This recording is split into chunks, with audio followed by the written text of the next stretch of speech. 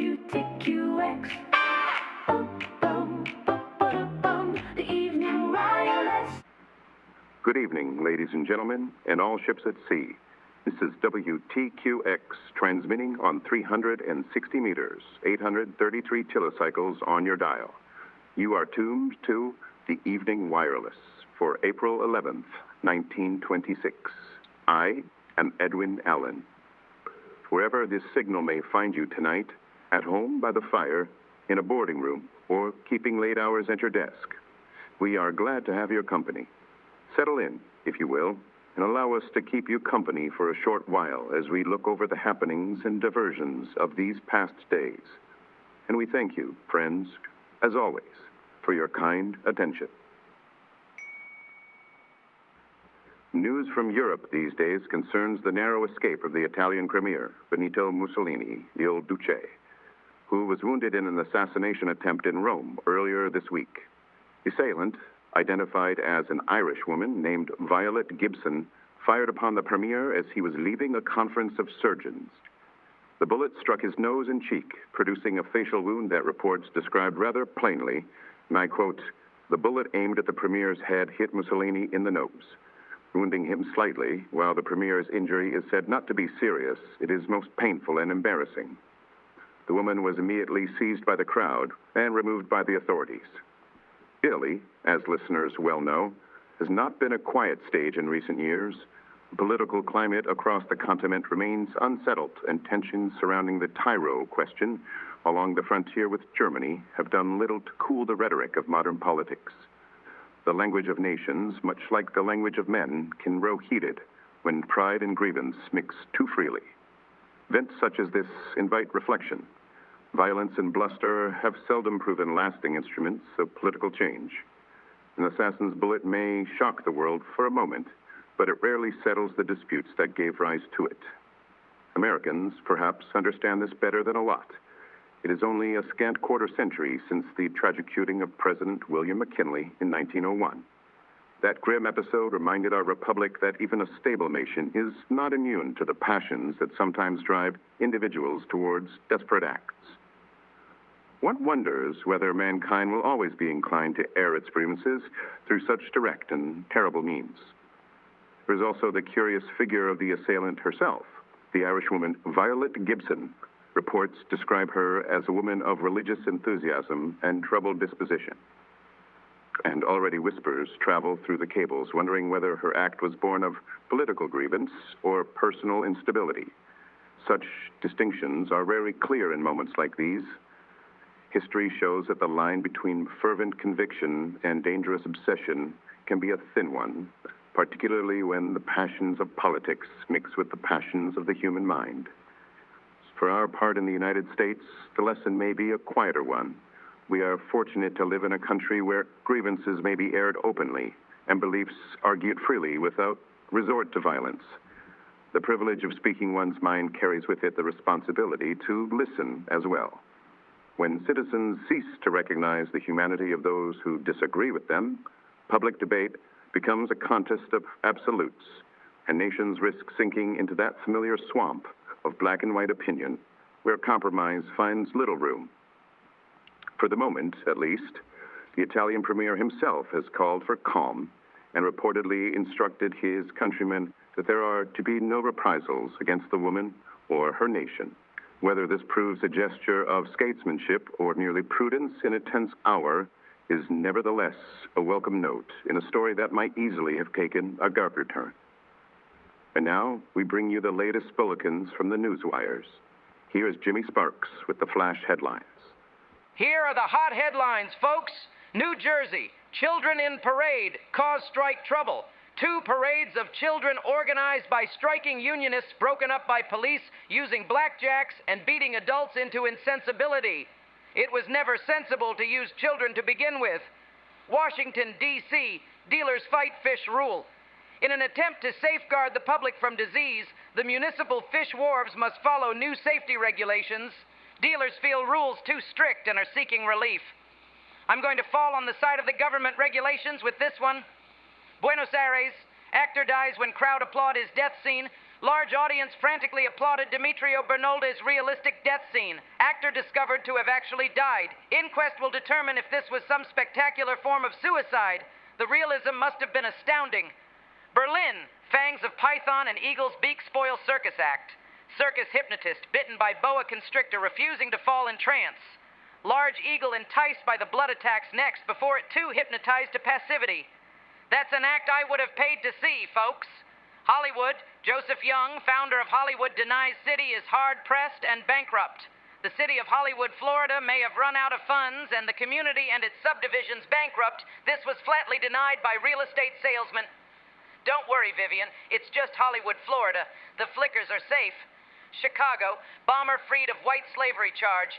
Confessed barbershop bomber was found not guilty of violating the White Slave Traffic Act when he and his girl of 16 registered in hotel as man and wife. Well, good to know he was innocent. Now about those barbershop bombings. That's the flash news for this evening. Back to you, Edwin. Thank you, Jimmy, for those lively reports from the wires. And now we turn from the urgency of the headlines to the more measured reflections of sport. Here is Colonel Davies. Good evening. The field of sport never tires. I've been reading with great interest of a remarkable contest in the ladies' basketball game, played before an enthusiastic crowd at the Broadway Armory. A team of young women from Edmonton, known as the Commercial Graduates, met the Tri-Shis of Chicago in a championship engagement of no small importance. The Edmonton girls, amazingly, had not tasted defeat in 4 long years, and yet, on this occasion, they were pressed to the very limit, the final score standing at 19-17, a narrow margin indeed, and still, by all accounts, both sides finished the contest in good spirits, smiling as only true sportsmen can after a hard-fought match. It is a fine thing to see. One hears it said from time to time that the ladies' game is a restrained affair, bound by rules and limitations. If that be so, then it is all the more impressive that these young women contrive to display such skill, such quickness, and such poise within those bounds. There is, it seems to me, no small measure of athletic excellence in that. And it is not only in the gymnasium that one observes this vigor among the younger generation. Out on the field, the marks continue to fall with a regularity that would have astonished us some years ago. The young Olympic champion, Bud Hauser, still a collegian, has again battered the world's record in the discus, sending the implement beyond 156 feet, a distance few would have thought possible not so long ago.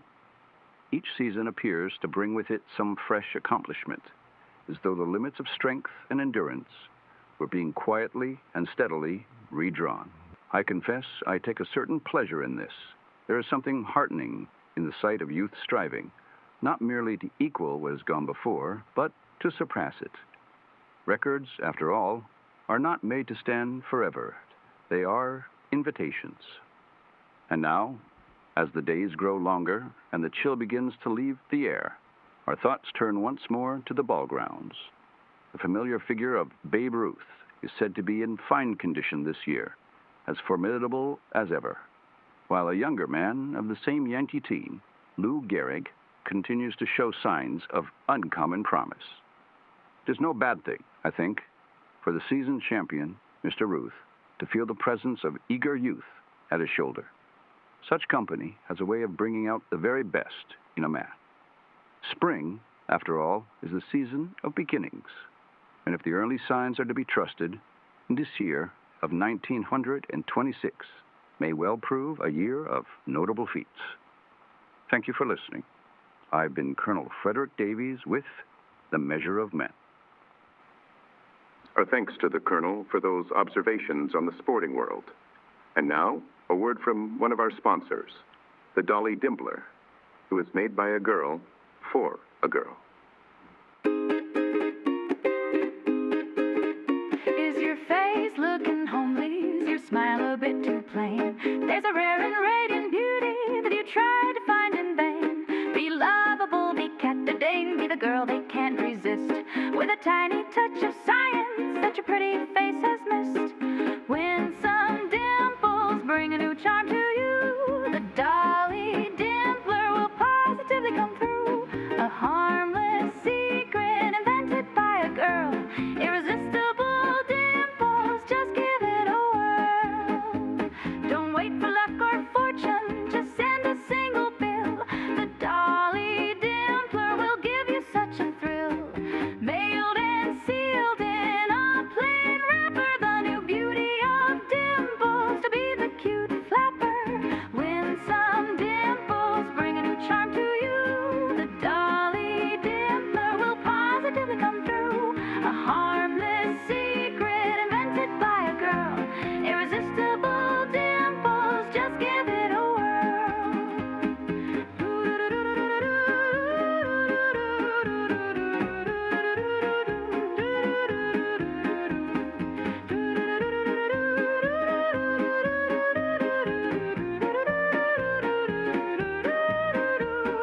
When some dimples bring a new charm to you, the Dolly Dimpler will positively come through. A harmless secret invented by a girl. Irresistible dimples, just give it a whirl. And thanks to our generous sponsor. Now, from the marketplace to the motion picture houses, we turn to Vivian Cross with the Hollywood Eye. Good evening, friends of the photoplay.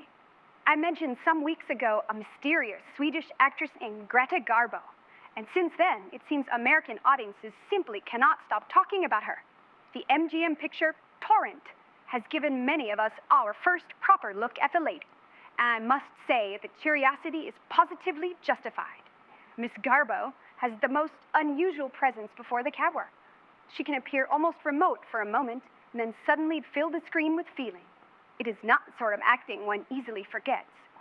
The story itself carries her from poverty to the concert stage, but the real attraction is simply watching Miss Garbo work.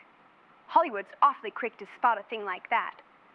Some, including myself, are whispering that she may have caught the eye of John Gilbert, though that is the sort of rumor one hears whenever a handsome actor is involved. Speaking of torrents, I hear the winds were quite torrential during the filming of The Sea Beast. I recently heard a rather astonishing detail about the filming of that photoplay, starring the ever-darb John Barrymore. One of the great storm scenes was not staged in the studio tank at all, but captured during a real live gale off the California coast. No fooling. The great waves crashing over the whaling ship are real waves. The rain is real rain, and the furious blasts that drive it sideways into the leathern faces of the crew are nothing less than the storm wind itself. I am told Mr. Barrymore rather insisted upon it. Having watched that scene on the screen, I can now be doubly impressed. And before I leave you, my sweets, here's a curious little trick from the picture makers. The Hungarian actress Vilma Banki, best known for her golden hair, appears as a brunette in the forthcoming desert romance, The Son of the Sheikh, alongside our Rudy, Rudolph Valentino. One might imagine wigs or dyes were involved, but the director insists nothing of the sort was used. Instead, the transformation was achieved entirely with lighting by the picture's cinematographer, George Barnes. By arranging the lamps just so, he has managed to photograph Miss Banki's famous blonde hair so that it appears a rich, dark color on the screen. Imagine that. A lady may step before the camera with golden locks and leave the picture a brunette, without touching a single strand. If the studios can do that with lights alone, perhaps they might oblige me by turning my own brunette hair a lovely shade of red before Friday evening. It would save me a great deal of trouble. Until next time, my dears, I've been Vivian Cross with a Hollywood Eye. Thank you, Vivian. Hollywood never fails to dazzle. And now, for matters closer to the heart, we bring you the counsel of Miss Diedrich Kader. Good evening, ladies. Tonight's letter comes from a young schoolteacher who wonders if her intelligence and reserve may be standing in the way of romance. She writes, Dear Miss Kildare, I have taught school for 8 long years. I feel that I should like to marry and have a good home of my own, but men are not attracted to me. This is incomprehensible to me, as I am very good-looking. Perhaps I am too intelligent. Isn't it true that men prefer to tower mentally over the girls on whom they lavish their affection? Or perhaps I am too reserved. Petting parties make me shudder. Signed, Lonesome Nanny. The consensus opinion among some of my youthful letters seems to be no petting parties, no beau. So perhaps you are right in attributing your lack of popularity to your reserve. But if such is the case, you should be glad you're lonesome instead of repining at all.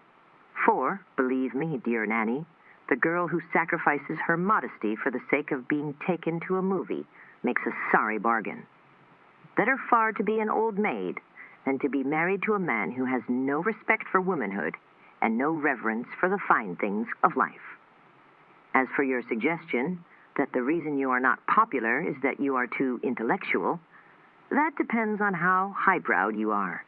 If you begin a conversation with every young man you meet by asking his opinion on the Einstein theory of relativity, or if you try to discuss the modern realists with your jazz partners, I don't wonder that they flee you. Also, it is true that the rank and file of American men go to work very early. More girls than boys go through high school, and the boys are so busy with work and play that few of them ever read anything beyond the daily paper. This narrows their conversational range down to small talk about radio and automobiles and their jobs and the best places to dance. Therefore, if a girl attempts to talk to them about books or art, they are awkward and ill at ease. But not all knowledge comes put up in books, and many of these men who have so little schooling have graduated from the University of Hard Knocks and have real wisdom. Some men like intelligent women, but they don't want a woman to thrust her education upon them and show them how much more she knows than they do. They don't want her to make them feel small, and perhaps that's what you have been doing. A clever woman, Manny, is one who is smart enough never to let a man find out how much she knows. Yours truly, Peter Kader. Our thanks to Miss Kader for her thoughtful advice. And now, before we end our broadcast this evening, another generous sponsor has a message for those suffering from rheumatism. St. Jacob's Oil. Rub it in.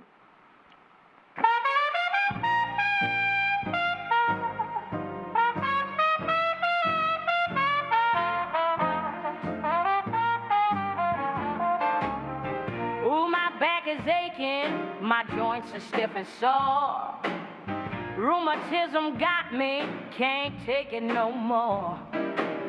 Lumbago got me crying, sciatica makes me moan. Neuralgia and backache, Lord, I'm hurting to the bone. I've been drugging and drugging, them pills just let me down. Swallowed every remedy in this whole damn town. My man, he don't want me, my rheumatism and pain. Lord, I'm down on my knees. Rub it in, rub it in, rub it in real deep. St. Jacob's oil, penetrating, baby, soothes me to sleep.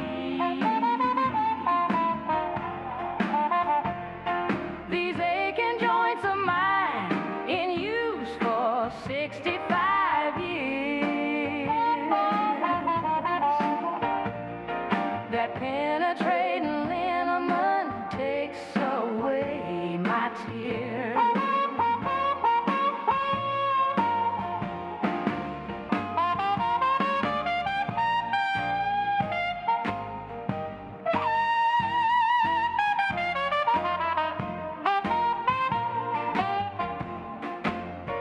Rheumatism, sciatica, lumbago, neuralgia, gone, honey, all gone. St. Jacob's Oil, ask your druggist, rub it in. all over. And so, as we draw this evening's broadcast to a close, we find no shortage of matters to occupy the modern mind. With the troubling events abroad involving Benito Mussolini, which remind us of the uneasy temper of our times, to the lighter diversions of the screen, where new faces such as Greta Garbo continue to capture the public imagination, we are presented with a world that moves at no small pace. In the realm of sport, too, there are signs of change and renewal. The achievements of athletes like Bud Hauser and the promise shown by rising figures such as Lou Gehrig suggest that each new season brings with it not only competition, but the steady advancement of human endeavor. And in the quieter corners of life, where questions of the heart are considered with care, we are reminded that the concerns of young adults, whether in matters of affection or ambition, remain much as they ever were. It is perhaps in the season that one finds the true character of our age. With the coming of spring, new avenues seem to open on every side, in sport, in matters of the heart, and in the affairs of men, where uncertainty and promise walk side by side. We trust you will be with us again when next we come to you over the wireless. We thank you, friends, as always, for your kind attention. Ba-da-ba.